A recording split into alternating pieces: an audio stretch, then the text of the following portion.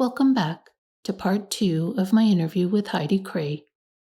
In part 1, we left off with Heidi sharing her experience on facing the feeling of imminent death. On this episode, we begin with Heidi describing how she came out on the other side. And the life that I wanted wasn't one that was racing towards death or abuse or I had stopped hurting myself for a while in most of the surface ways, right? But then when I was with him, especially towards the end, I started reaching for sharp things again, and seeing that I was like, this isn't where I want to go again. So I think it really did take going to that very, very bottom place for me, where I was really up against death in a different way that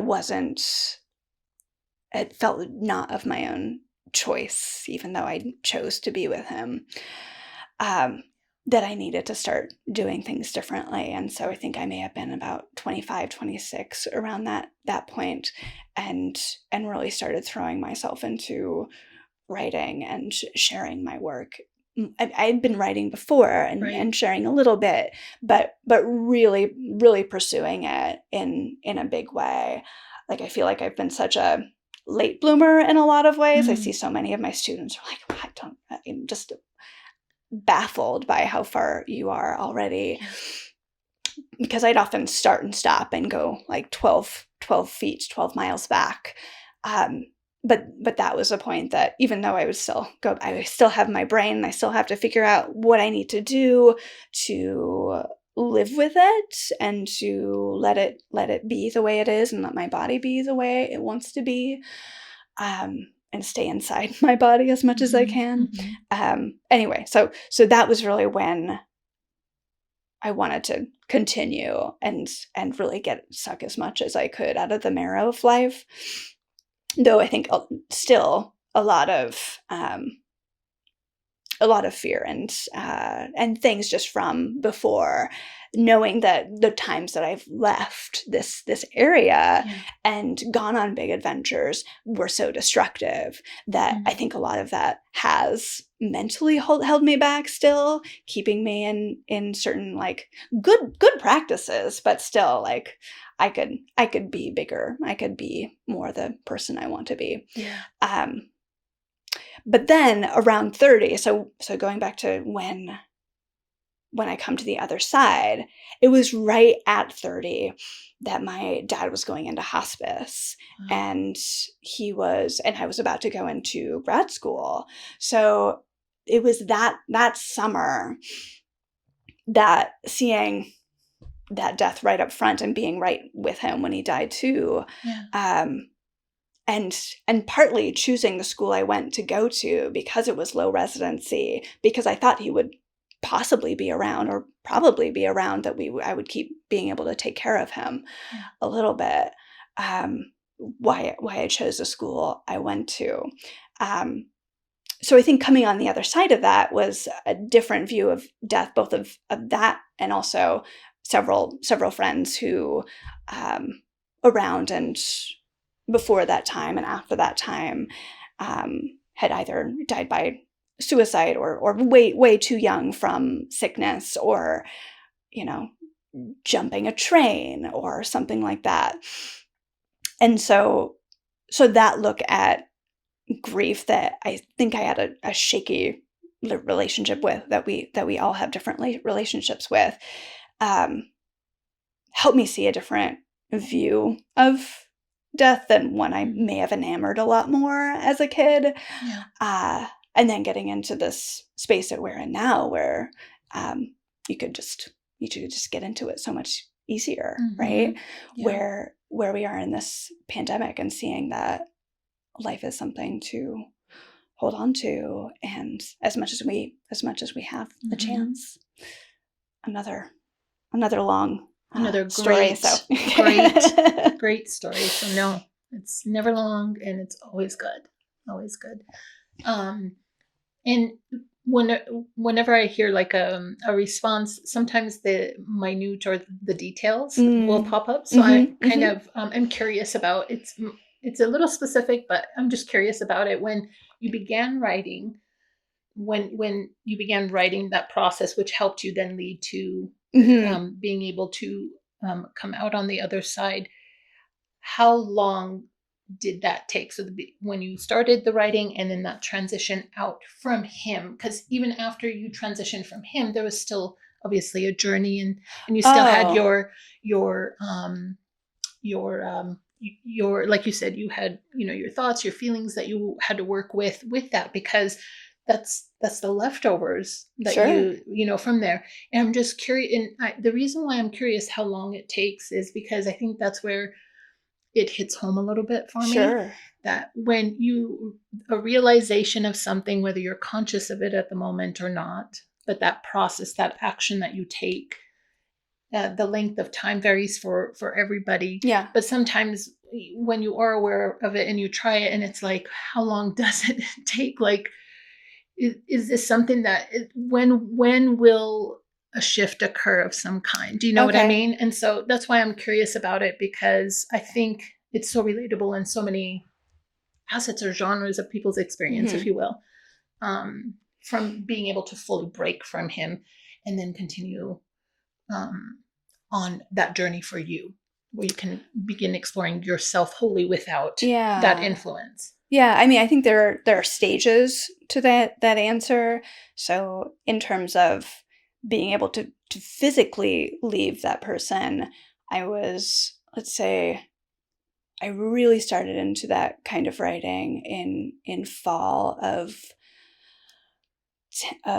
what was the year of 2009. And was it? Yeah. So fall of 2009, and I'd say September is when I really started into that process, I think. It could have been a little bit earlier, but I think that's a safe bet. September or October. And then to the point that I was seeing something was wrong, I started actually rereading some of the stuff. I think I really started rereading some of it around the 6-month mark, because I wanted to pile up some notebooks. And I think it was June that I walked out the door on the phone with my mom and telling her that this is like, I'm ready to go. And she's getting plane tickets set up. Was it June? I think around June. And it could have been May. So around June. And then, going back and telling him was another factor. But pulling out and working through his anger and violence, and just getting out the door after he zoomed off to wherever he was going. I didn't go back much, except to grab maybe a little bag, hoping that no one else was there. And they got me on, like, a friend of my parents got me to the airport. And it's so much of it is a blur around that time. Yeah. But then, as far as breaking away fully, there was a lot of messy stuff to deal with once we got back to this area, and trying to get me a space of my own. And then trying to get any of my stuff back from the place that they had ultimately trashed. I, like him and a lot of other houseless people that, like, probably weren't the most trustworthy, but other people as well. I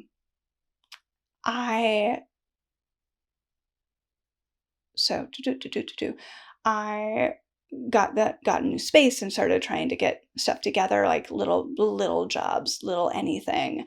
I mean, having them pay for my parents pay for my apartment for a while, and just trying to get so I could afford my life has taken a fair amount of time. I'd say longer than I would have expected. And I'm still living with that person in like fighting through the things that I was living through at the time. So anytime I see a white van like the one that we lived in, or the Land Rover Discovery that we for some reason bought together, that I used all my credit on and had to keep paying off long after he had like crashed it wherever he was. If I like just had the idea that he is around, I'm in, like, I don't know what I would do. It's still, so I don't know if I'm really past it, but it's something that I'm living with and working through. So I'm not sure if that's answering your question. It does. It does answer the question, and it makes perfect sense. And I think it's like friendly reminder that the start of something doesn't mean that necessarily there has to be an end of some kind where you achieve. It really is a continual process. Right. And it's being able to acknowledge those steps, like you're saying. It's a, I forget the word you use, but it's a phase, phases, and acknowledging those phases as achievements and progression, right, is extremely important. Is how it's landing, what I'm hearing, and I think that's so important because you've come a long way, and you're still working through those things that still impact you in many ways, but you're still moving forward. Right. It's not holding you back. You're still moving forward. And even if it feels like something's stifling or something's pulling you back, you're still moving forward. It's not, the path is still there. And these are just things along the path, either you're noticing or accidentally, it's kind of bumping up against you, or however it is. And it's just a reminder to remember that's important. So I appreciate hearing that. I appreciate that sharing of experience in that way, because and maybe it goes in that prescriptive, because for me, that conditioning, I'm still undoing a lot of my own conditioning. Yeah. And so mine is really hitting that prescriptive. It has to be like very corporate, very rigidness, right? And sometimes I feel like it comes across, even though that's not the true self, if you will, that I'm trying to get in there. But that flexibility, to allow that ebb and flow, to allow the space for all of that it's okay to let go, like letting go of that rigidness, right? Of what we think it should look like, or I think, because like for me, how it's landing for me, what you're saying. So healing never takes what we think it should, and it's like stages of grief. It doesn't go, and then you're finally healed. It goes back and forth and back and forth, and trauma works a lot like that. And of course, so we're in a pretty traumatic time right now. And so all of that can come right back, and we can be living through all of that again. So it's so hard to be constantly kind to ourselves and find that kind of forgiveness, and also living with that, knowing that this is an ongoing process, and it's going to be hard, and that's okay. Yeah. And I think too, not losing the light in there. Yeah. You know what I mean? Because I think that's something that I feel like is a challenge. Is that light that I felt is just not there in the same way. So it's I don't know. It's just kind of deep, I guess. It lands what you're saying, and so I here I am again, emotional. Good, thank you. It's a struggle to find it sometimes now. I totally hear that. Hearing it just is a friendly reminder, but it's also like, it's okay. Yeah, like you said. Yeah, feel your feelings. It's all good. It is. It's all okay. It is rough out there right now. Yeah. So I think that we spend a lot of our time denying that, or at least I'm really good at being in that river of denial, and it's easy to put up those walls, or we learn how to do that, right? But how do we live where we are and still manage to find lightness too? It's a really great question. I think of so many people living in I mean, we're also so privileged right now. Like, I'm so privileged in this place where I can be vaccinated and healthy, and I can seek out at least waiting lists for mental health clinics. It's such a long waiting list now, right? But having a job and having a place to live, and things that I didn't know to appreciate before, right? I think about people living constantly in war, women in Afghanistan right now, people in anywhere where arts and theater aren't even allowed. I think about like Iran and the days of like 70s through the 90s, and the book Persepolis, like people trying to seek out places to dance. You may have experienced that in Romania as well. Like people where just gathering to make art is a crime. Like having that deep need to go together and be together and to create something and to practice being and seeing humanity in a different light, in a poetic light, in a different ways. It's so necessary. So I think that we can trick ourselves in this world where, at least in this country, entertainment rules over art, and sometimes they can coalesce and they can coexist. But knowing that we need that space to be together and be with lightness and comedy and arts of all kinds is really key. Yes, for sure. I agree. Oh, I like the way that is very soothing, the way you're saying it. So I love it. So in everything you're saying, it makes me think of what you created and sort of the work that you began to produce. I think it's a good transition into taking that experience, and how did your producing your work then sort of begin to evolve, and you beginning to explore, like creating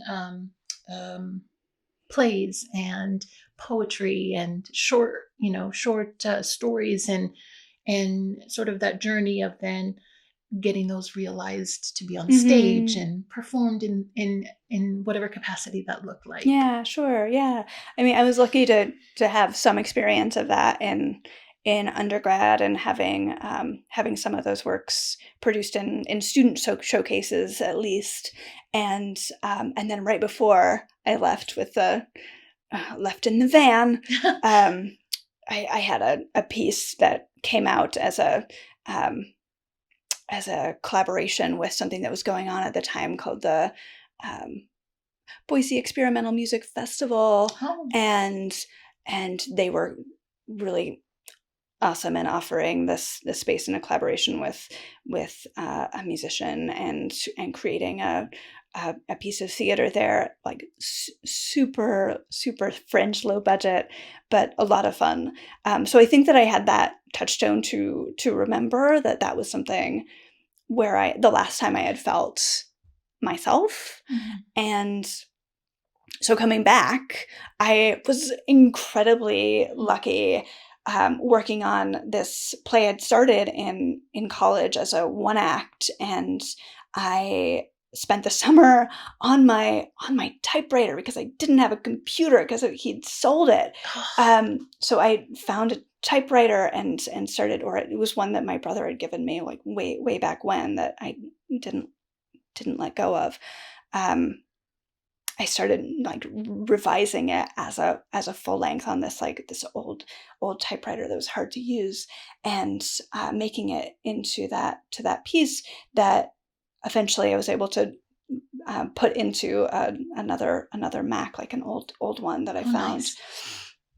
Nice. And submitted it to Seven Devils Playwrights Conference, and unbelievably got it accepted for their 2011 conference, which was a major boost in my confidence. And I was like suddenly around all of these very professional people doing this kind of work in McCall from all over the country, mostly New York. And I had this an incredible, unbelievable experience with Samuel D. Hunter as my dramaturg, and like a mentor just taking me and treating me and my play like it mattered. Yeah. And I think that in itself was such a launching pad, even if like that play hasn't gotten produced, and there's Yeah. there's a lot of that. I very much love theater development conferences and our love for developing work, but often they can get in a cycle of perpetual development hell. But still, like, just that place, that nurturing ground where, especially at this particular organization, I was learning not only that I could have this play here, but that people would treat me in the way that I'm writing it seriously. Yes. And not try to do anything to change it, and teaching me how to let my work be talked about and to let other people work on it. And that was incredibly powerful. And it helped me as I just continued working on getting work out and getting new works. I was able to get, because I'd been to that conference, then readings in New York through that organization and others, and in other capacities, they were able to help as an umbrella organization for self-produced works here, and then working with a lot of other companies in small ways, and piling up rejection after rejection, and poetry here and there. So I think that for a while, I was really running and just creating work after work after work, and just seeing how each piece I could become more me is, I guess, the thing that I'm trying to say, or something that is closer to the voice that I'm craving, and not what I was taught it should be Right. like. Right. So I guess that was the beginning of that. Yeah. Right, because your voice should be your voice, not a prescriptive sort of way of Right. art or color palette, Right. Or what you think is going to get produced, or what you think lives in this Aristotelian ideal world of what theater is supposed to be. Yeah. Well, that's wonderful. And so out of everything, and one thing I think is important to note is that hustling and I witnessed once I knew you and began to parentheses stalk, but like follow your work and all the things you were doing. And when you posted, like, there was that year where you submitted to like 100 different places, and you marked that journey. I'm just like, wow, like that's important, that Sure. keep going in that way, that those rejection letters will only lead to that acceptance one, and that not to internalize that or allow that to sort of pull you back. Yeah, it's just part of that journey again. It's just on the side there. And so out of everything that you have produced, whether it's poetry, story, or play, which one sort of stands out that you enjoy the most creating or writing or producing, or having it produced and seen? Which one did you, I guess, both enjoy creating, writing, getting that story out, and then also, because that doesn't necessarily mean that you liked necessarily how it ended up being produced and come out, right? Like maybe the production could be a favorite one, could be different. Yeah, I mean, they're all different, and in terms of enjoying the process, it's interesting. They're very different processes for me. And even though I started writing poetry as a kid, I feel so much I'm an amateur in that world, or in like the fiction, short fiction, or longer fiction, or essay world, or anything like that. But it was a reverse of that when I first started studying playwriting, and I felt very much a duck out of water. I had no idea, no concept of the form, and I think because it was so hard for me, I kept just bullheadedly coming back and saying, like, the structure is so rigid, at least the way it was taught to me, and I don't, like, I'm just like having such trouble like fitting myself into that or what it's supposed to be. So for a long time, I don't think I enjoyed that at all. But I think that the way that especially through practices that I've learned from people like Natalie Goldberg or Julia Cameron with The Artist's Way, or I'm looking at my shelf, Luis de Salvo with Writing as a Way of Healing and The Art of Slow Writing, and other processes that are much more about the subconscious first draft that comes out how it comes out. And there are a lot more playwrights right now working in that zone now, so that now screenwriting feels like such more of a rigid form. Yes. Or other forms too. But I think that I see them more as the long form, like what is the elephant or blue whale gestation period, Right. and what is, for me, the way that I write poetry or other forms. It very much comes from that first thought writing practice, taking it and chopping it up, whatever was first coming down, and then seeing what has heat and seeing what I can bring to put more into that. And sometimes trying to put it into a specific form as well. But where I see playwriting, though it could have this rigid form, I'm trying to approach it from a more physical way, that both as a writing process, over time, figuring out what are the things that these characters are feeling, seeing, and doing, and how do I mash this all together more collage-y. So I think that I've started, even though first drafts for me still feel like I'm like trying to push out blackheads, or I'm like just clawing through something like a chalkboard or something like that at first, just like just getting the first thing out. Then once I have something to work with, that clay or something to mold with, then I can play with that for a while. And then it takes a much longer process to get it developed and hopefully read and seen and maybe someday produced. So yeah, I think that maybe in time sense, they live in these different senses of time, but I love the process of writing all of them. And I love for them, the more that they get seen, the better.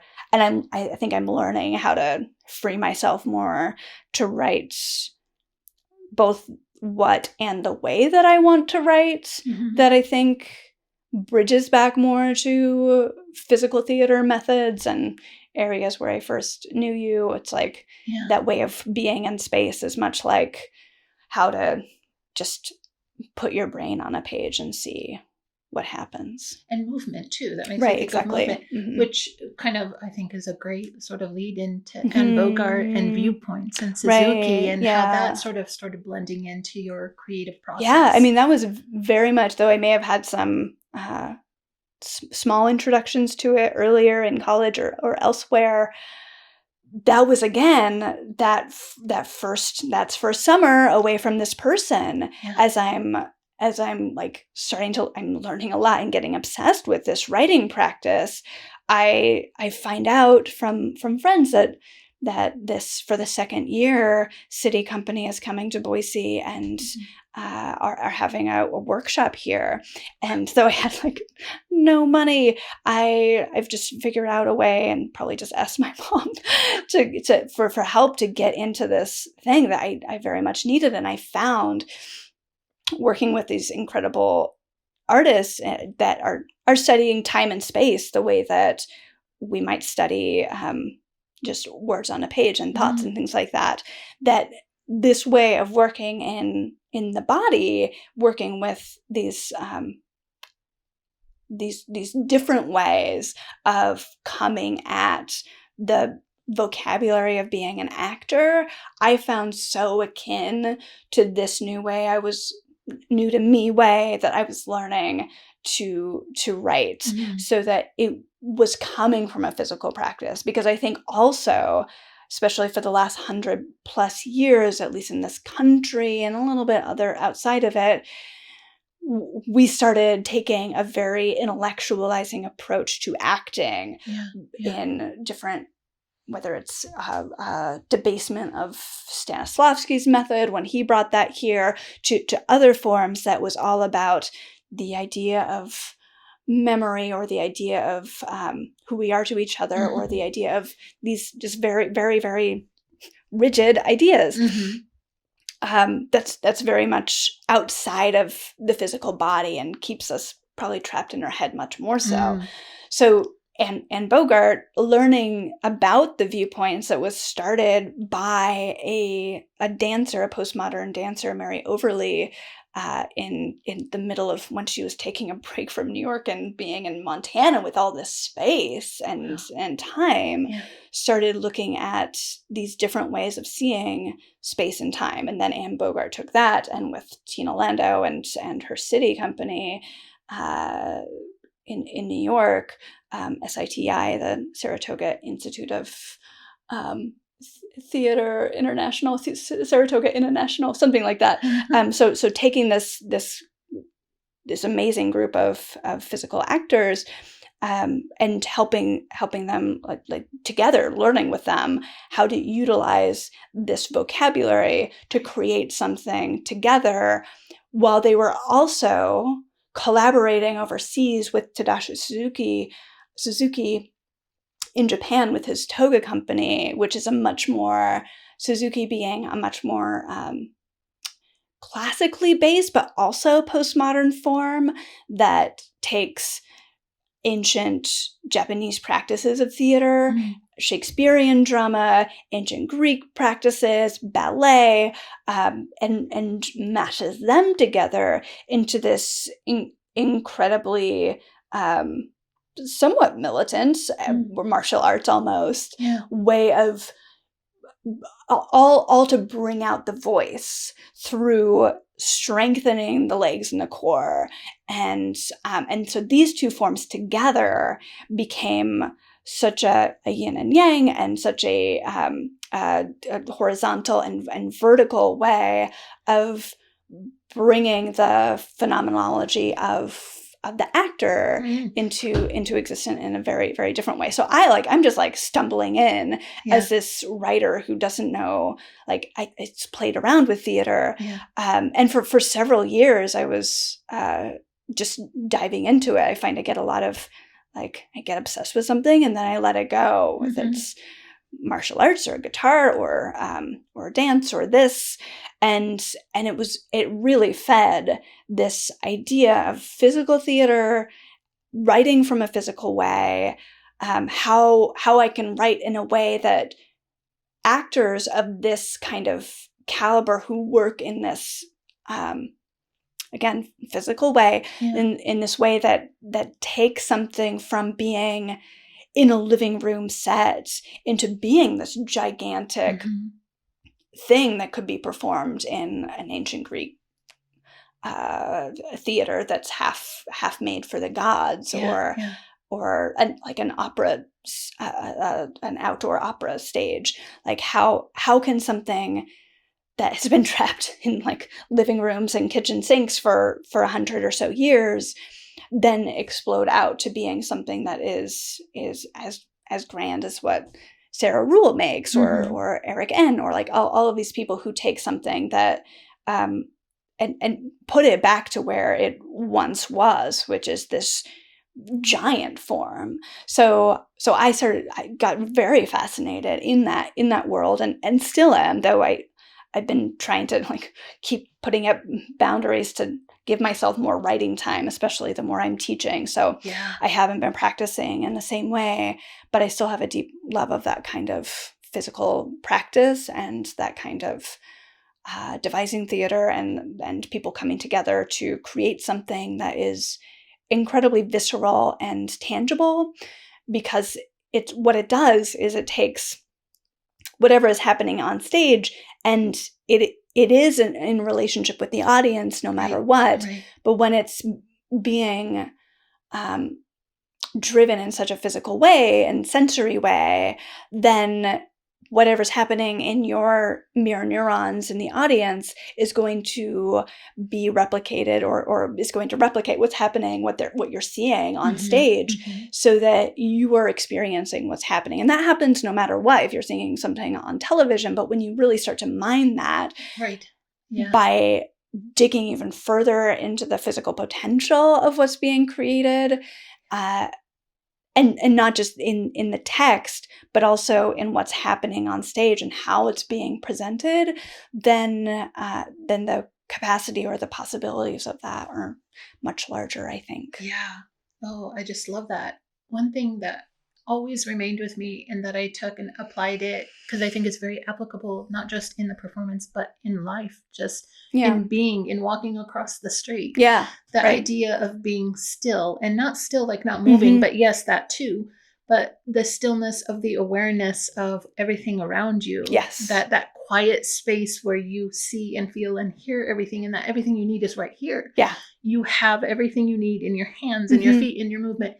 And the idea of movement the movement lending itself to the emotion. Like that was a wonderful thing to explore and understand and better apply. And then to be able to see how that movement provokes that feeling just in life when you're, and then being in the viewpoints Saturday morning, which was a favorite to attend, seeing it just in tempo in life. Like I began seeing things different. It's like when you learn something new and your mind shifts, and then your world just seems new again. And that's how it felt. It felt for me very like new, and I could hear. And even now, like I'll tell my kids, and I'll be like, "Wow, I see a tempo happening right now, like people crossing, or just the way I'm driving, or the way I'm being, or the way interacting." And that's, I don't know. There's something just so clear about it, but yet so complex as well, and simple, but yet not simple, and all of those things together. Yeah. And that summer that I participated in the city, I experienced, like you did too. I had to scramble for the money totally. It was and it was worth the experience. It was very challenging body wise. So there's, so that was, wow. That is great. And it's great because look how long it's still held, even though I haven't been able to sort of go back and then viewpoints once that I don't see, I don't think it's going on anymore because just of things, life, transitions that need to happen. And so I don't know. I just think it says something when you can take it with you and maybe redirect that in your head. And how can I bring something from my past experience to the stage? How about I bring what's happening right now? Yeah. To what's going on. Yeah. It's such a study in presence and awareness.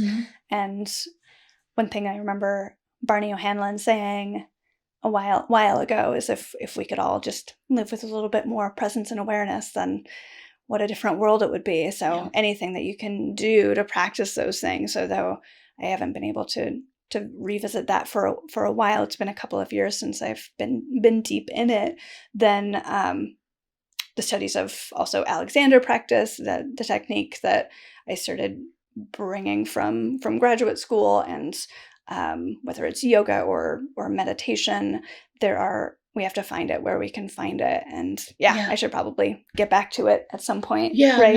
No, I hear you. Well, I mean, right now we're kind of in a thing worldwide, right? Like we're trying to work through. I love the way you say that. Something's going on out there, like that's naming it without naming it. I like that. So just a couple more questions. Great. And then, I want to respect your time as well. One is, what project are you currently working on, and where can people go to sort of, see all the great things you're doing, so that way I can also list it as well. I'll have it in the comments also. I've been working on a chapbook of poetry that I'm finally getting a collection. I think I started several chapbooks over the last 10 plus years, but I think this is one that could possibly go somewhere. So it's mostly specifically poems from that are based on water. So a lot of water poems. So that's in process. And I'm also in conversation with my grad program at CIIS. They are working on a podcast called Artifact. Oh, nice. And I was sent an object, it's right over there, that art shadow box, that I'm going to be turning into something and just talking about my process in making it. So Nice. That'll come out sometime in the spring, and I can send that out when it does. But through that project, I believe I'll be working on this thing I started this summer through a virtual playwriting retreat with Eric N. That started into the century form that I got obsessed with. This form of essays that is basically a list of 100. Are you familiar with this? So it's a list to 100 where there is where every new number is a different thought or idea, but they might link together as a whole. And so I got really obsessed with this form, and I'm working on a series of 10 centuries that will link together. It's a really great way of studying, again, the like this idea of autophenomenology, which is like phenomenology is where we are in our space and time, and then autobiography kind of mixed with that. So like a different way of looking at autobiography through our lens of where we're living now and in the world. And anyway, so through that, maybe something will come out physically that will become that. So those are the things that are on my mind right now. Oh, wow. Oh, that's fantastic. Some really great things to kind of look forward to. And what website can they go to track that? And also see all the other great things. Right. Some really good stuff. Yeah. So HeidiCraay.com works really well. And I should also say that this last fall, I've had the good fortune of having a 5-minute play called Dream Song that's been all over the world now because of this wonderful organization called Climate Change Theater Action. So that's been quite present, whether in China and Austria and I think Switzerland and Massachusetts and Michigan and Vancouver and England. Anyway, so all of that to say that also in the spring, maybe around when this will come out, there will be a showing of it also through Storyfort at Treefort. Oh, yes. So it'll come back home in that way. And there'll be publications of it as well. So those things you'll probably see if you see my website soon, you'll probably see a lot of things related to that. Yeah. And then on Facebook, because you posted it on Facebook, because it sounds very familiar, correct? Mm-hmm. Yes. Because I remember thinking, because I loved it. I'm like, go Heidi. So HeidiCraay.com, and then they can find you just Heidi Kraay on Facebook if they want to follow you that way. Yeah, they can search me. I think I'm on there somewhere. I've been pulling back a lot from social media, but there's, I think, links to that through my website. Nice. That way they can just kind of continue tracking, seeing all the great things you're continuing to do. And through my website, you can also sign up for mailing lists, so you can get more direct news about things once I get more regular about that again. Yes, I think. And they are good. I'm on that mail list. So thank definitely. you. That's very kind. For sure. And so with your current project, with a girl going and sort of becoming and coming in with Wolf, I think that lends itself really great to sort of the last question, which we kind of talked just briefly before we began about really, and a lot of what you talked about really there's a lot of female influence in terms of author and that sort of thing. And I think that's a sort of my goal in the podcast too, is really bringing that community of women together and how can we sort of talk about humanity through sort of a female lens, but then bringing, everyone together. It's not just about women. The purpose isn't to sideline or create unbalance. It's to create balance. And something that I'm curious, and I am just observing a lot, is, how women support each other and how we're learning. And that might be bold, and maybe many disagree, but I still think like women do support each other, but I think we're still learning to support each other, and how we support each other looks different, maybe depending on where you're at and what group you're with. Right. So I'm curious, just from your own experience and sort of perspective, what does women supporting each other sort of look like through your lens, and how can that community of women like truly supporting each other, not the surface level support, which I think many women, and myself included, I have become aware of my own sort of sometimes superficial, great job, and then I'm feeling, or maybe there isn't any feeling. And how can that space sort of authentically be created with each other? That's a great question, and I don't know if I have any answers, but things that we can keep always practicing is like something that my sister and I created and are in process of creating is a piece that's really looking at what are women going through, and then what are women going through specifically now, from like 2016 to this particular year, pulling in stories from all kinds of people, and seeking out how to work with women and non-binary persons and trans people identifying across genders and people, women plus, right? So how can we keep making space for each other to create work? And I think that can go across disciplines, so beyond the world of theater and art, but also more ways of just finding ways to create space that we are creating something together.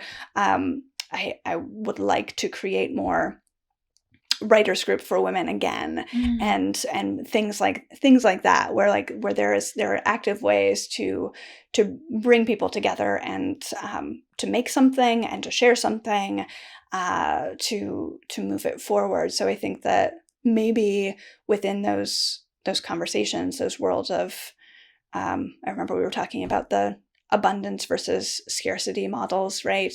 That there's so many ways that we can look toward not just women, how we're sharing the load together, but also, of course, folks from Indigenous heritages and from the BIPOC diaspora and all different kinds of places that have often been left out. The different LGBTQ plus places where the more that we are lifting up with our own privilege, the people who have been underserved and given less, people who are new to this country, like all kinds of people.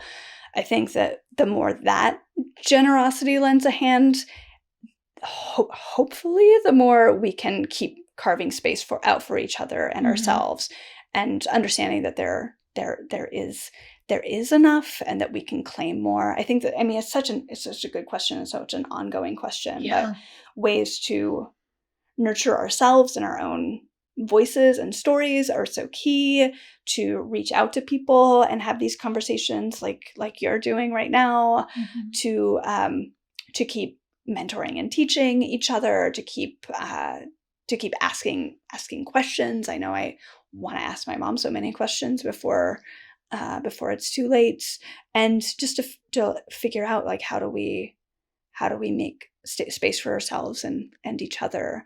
I think that, like you mentioned, me submitting 100 plays at one point. I think I tried the last I tried to have a big number is like something like 250 or something, and I'm hopefully we'll get to that with 300 space again. But I'm such a baby, such a newbie compared to so many who put out like 500 a year, which is really different in a pandemic. We're living in a really different pandemic world, and so I'm not saying like you have to push out your work that much, but I have noticed that people have talked about the way that men share their work and the way that they present their work. And often they will send it no matter, not all of them, of course, but it is very common of a man to take it and submit it anywhere with like not even considering what the specifications are being asked for. And they'll like share their work with abundance and just such pride and just like speak of it, even if they don't know what they're doing, right? It's true in the business community world too. And part of me is like, oh, don't do that. But also part of me is like, why don't we do more of that as women and women plus peoples? That not to say that it's on us and that's a problem, because there's so many problems and bias and things that have been going on from thousands of years beyond in allowing women's stories to be on the stage, even speaking for playwriting. That is a pretty new thing, relatively speaking. But I think that if we can keep encouraging each other to have that kind of boldness, but maybe being mindful too that maybe you should, maybe you can know what fits you as well. Yeah. But going outside of what you think, right? Going outside of that boundary that we make for ourselves that we think is so caging. Yeah. I think I'm like talking to myself more than anybody else, right? That we have these definitions of what we can do and can achieve. And sometimes I think we teach other people how to treat us because of how we limit ourselves, and we teach other people to limit themselves because we want to compete with them. So how can we just, I don't know, have that mindset that might be a little bit outside of that scary comfort world? I don't know. What do you think? I agree with you. And when you say about the way men submit versus women, right, the same applies for applications. Yeah. Men will submit if it's 20%. And I say 20% because that's the article that I read. Exactly. I saw that. It'll be so when I read that, I'm like, well, then what am I holding back for? So I started submit. If there's one on there, I'm going to form my thing to show that and then my questions, when I respond to show how, just because I don't have that skill doesn't mean I can't learn it, or the skills I have can't feed into it. And so often they'll get that job based on that confidence and bravado maybe, and then they'll figure out once they get there what they need to do, right? Like how to fit that. Yeah. But often we, not all of us, and not just women, get in this perfectionist trap of I have to know everything before I can go out there. I mean, I see students do this. I know I did this as a student. Like, I'm going to school to show what I know instead of to learn. But we put on so much pressure on ourselves. And I see students, especially during the pandemic right now, putting so much pressure on themselves. And I do it too, right? Like, so I think, it goes back to what you were saying about lightness and just letting go a little bit more. Yeah. We only have this one life, right? Very true. And to what you were saying, that space, like there is enough space for all of us. So I really think beginning to practice that idea and really thinking it and believing it, and it becoming like first within us, because it does start. I agree with you, really yourself, that self-care, that individual first step, and then expanding that to others as well. Yeah. Because this lends itself then also to men. I mean, it's not just a one thing. It's not mutually exclusive from, issues or things men deal with. Also, it's that we're all together, we're all human in the end. That's the whole point, is through women understanding humanity, and then we're all human. Right. And I think there's space for everyone, but that conditioning that there isn't, I think really it creates that competition, and it's not necessary. We can compete, and we can also feel our feelings, but then we can be happy and support each other as well. And then we can also take the steps, and you mentioned this briefly, to create that space for others who don't have that opportunity, or maybe they're could provide that voice of more diversity. How can we participate to create that space for them? Yeah, absolutely. Right. Yeah. And I think that's in service of the community and building that humanity. Right. And I think that makes me think, how can men do that for women? Yeah. Totally. You know? Right. It's not taking away their space. There's an abundance of space. I mean, if the internet can be expanded, 1010, the universe is expansive. It creates and recreates, and there's enough space for that creativity and gender and all of that. Yeah, you know? absolutely. Yeah. It's looking at as collaboration versus competition. And I think as you've brought up, the mindset of capitalism pushes us in a different direction, and the mindset of social media and the mindset of so many things that will suck us up, so that we are constantly comparing and constantly saying not this, and my life isn't working. Right. And also, yes. Oh, Elliot. So cute. Oh, I just like you rubbed up against. Also, thinking of in terms of Black Lives Matter movements, when so much of the pushback comes to, but all lives matter, when all lives cannot matter, right?